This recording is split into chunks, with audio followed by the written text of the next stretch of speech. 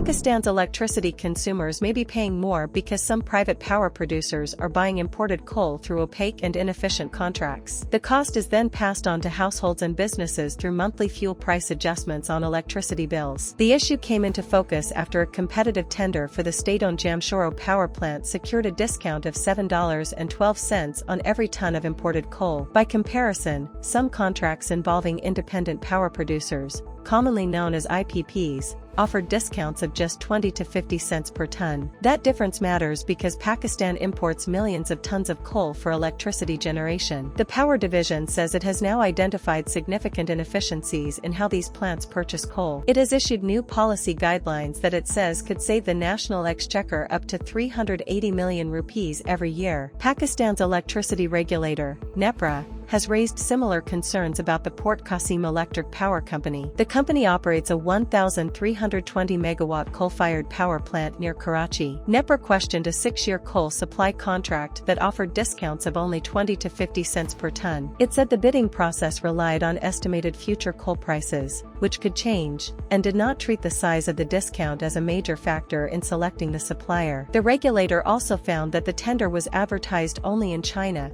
limiting the number of companies that could compete. NEPRA said a broader and more competitive process may have produced better offers and larger discounts. It also raised concerns that Port Qasim's management had not disclosed an existing long-term coal supply agreement during 2 earlier discussions with the regulator. That prompted proceedings over possible misstatement or non-disclosure of information. In March, NEPRA ordered the company to hold fresh bidding for a long-term coal contract within 3 months, but officials say the company then purchased about 1.2 million tons of coal before the new tender. That was enough to meet almost an entire year of its requirements. According to those officials, the contract again secured a discount of around 50 cents per ton. If Port Qasim had received the same $7.12 discount secured by the Jamshoro plant, the difference on that purchase alone would have been around $8 million. The power division says Pakistan has about 5,280 megawatts of generation capacity that depends wholly or partly on imported coal. This includes major plants at Port Qasim, Hub and Sahawal,